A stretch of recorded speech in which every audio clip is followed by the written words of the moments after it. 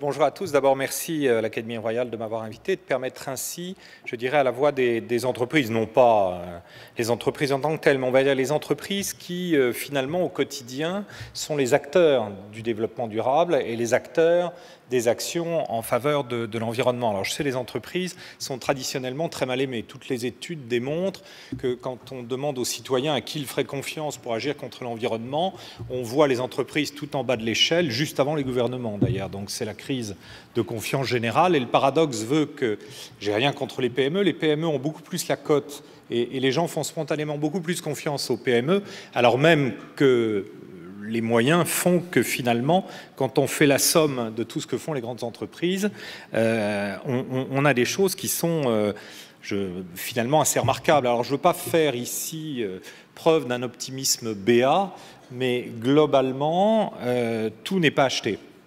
Pourquoi? Il n'y a pas de miracle à ça. Vous avez les entreprises qui portent en elles un ADN, qui sont des précurseurs. Et puis vous avez depuis quelques années, je dirais, une conjonction de pression et d'évolution à la fois réglementaire, d'évolution culturelle au sein de la société, qui font que ça va finalement assez vite. Alors, il faut retenir deux choses. D'abord, le monde des entreprises n'est pas du tout aussi homogène que ça. On parle des grandes entreprises, mais dans les grandes entreprises, selon leur pays d'origine, selon la foi qui anime leurs dirigeants, selon leur secteur d'activité, on n'a pas du tout un paysage finalement homogène. Alors, pour parler de PSA et pour parler du Maroc, je dirais qu'il y a une deuxième réalité qu'on doit avoir en tête, c'est qu'une entreprise n'est pas un monde monolithique totalement univoque. Une grande entreprise est un écosystème partagé et traversé d'influences diverses. Et c'est dans cette perspective que le rôle d'un directeur RSE ou qu'un directeur développement durable est important, puisqu'il est là, je dirais, à la fois pour faire de l'évangélisation, d'une certaine manière, sans faire écho forcément à l'encyclique du pape François. Et puis, il est là aussi pour convaincre. Et il ne faut pas se leurrer, c'est-à-dire que l'entreprise, c'est un monde d'hommes.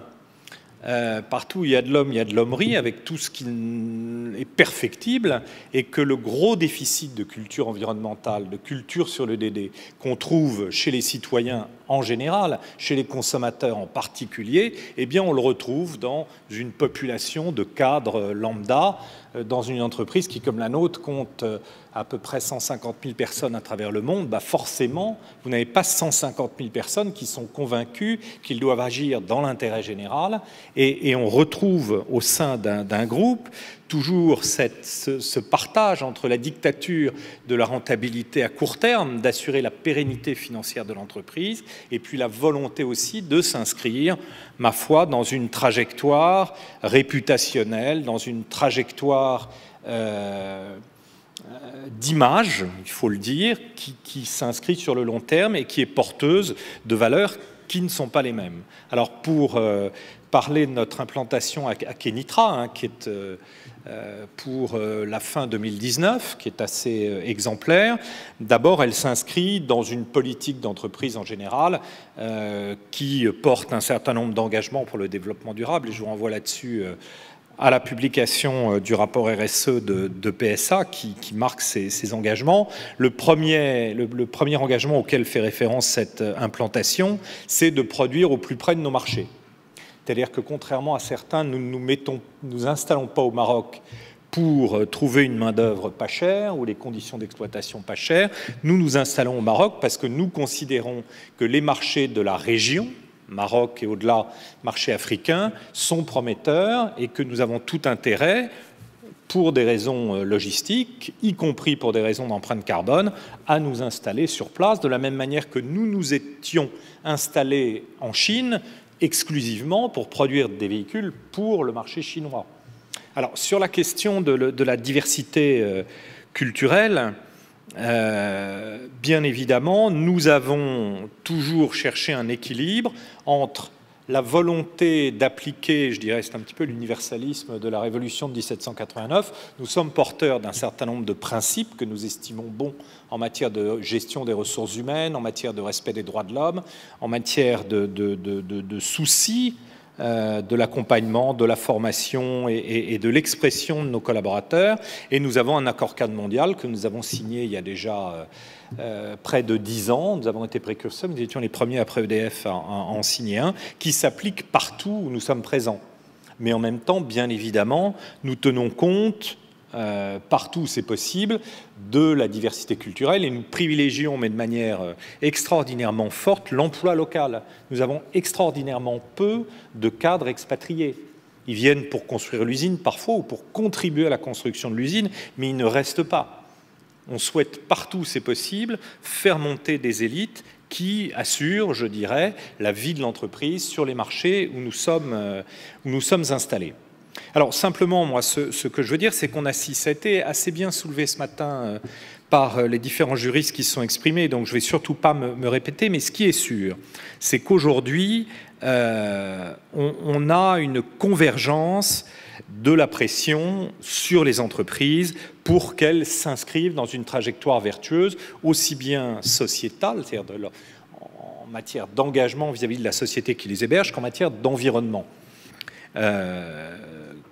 Nous avons depuis 15 ans la loi NRE. La loi NRE, déjà, elle nous contraint, je dirais, en France en tous les cas, à tenir compte de nos externalités vis-à-vis de l'environnement, externalités vis-à-vis de notre main-d'œuvre, vis-à-vis de la société. Nous sommes confrontés depuis le Grenelle II à la nécessité d'un reporting.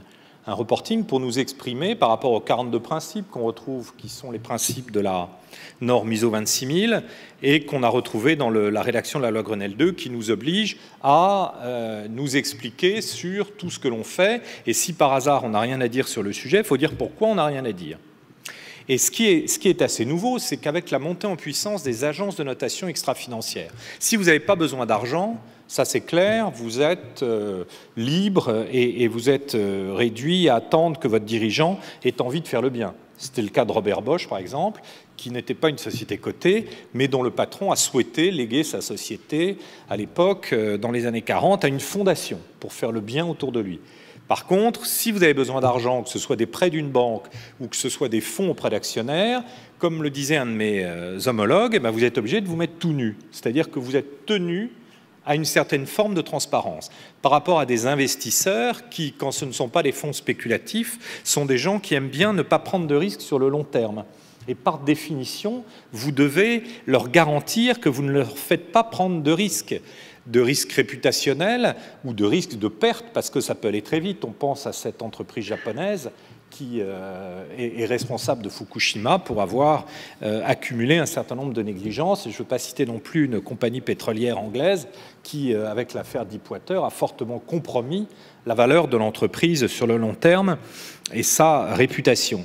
Il y a une définition que j'aime bien de la RSE, que c'est celle de la Communauté européenne. La RSE, c'est là où finit la réglementation. C'est tout ce que vous faites au-delà de ce que demande la loi. Et aujourd'hui, très clairement, la totalité des sociétés cotées, je pense en Europe, s'inscrit avec plus ou moins d'amplitude dans une trajectoire d'action tant en faveur de l'environnement qu'en faveur de la responsabilité sociétale. On a cité ce matin la proposition de loi sur la responsabilité des entreprises vis-à-vis de leur chaîne d'approvisionnement. Il y avait déjà depuis quelques années les principes de l'OCDE. Donc cette loi ne fait que transformer en hard law ce qui était de la soft law, mais très concrètement, pour ce qui concerne le groupe PSA, et nous ne sommes pas les seuls, ça fait plus de 10 ans que nous menons des audits, que nous avons fait une cartographie des risques sociétaux par région géographique, par type d'activité, de manière à nous prémunir contre des manquements graves à la façon dont sont traités les personnels de nos sous-traitants. Je veux dire, il n'y a pas de Rana Plaza dans l'industrie lourde, ni dans l'automobile, et il est clair qu'aujourd'hui, il y a une très forte pression pour que chaque élément de la sous-traitance puisse, vis-à-vis du rang inférieur, c'est-à-dire puisse demander à son fournisseur immédiat qu'est-ce qu'il fait pour respecter et l'environnement et les droits sociaux des gens. Ça, c'est extrêmement important. Il faut aussi retenir, j'en terminerai là, que nous sommes aujourd'hui à un moment, je crois, assez unique. Il y a une très très forte accélération aujourd'hui de cette prise de conscience. On a longtemps attendu que le citoyen se pose un certain nombre de questions.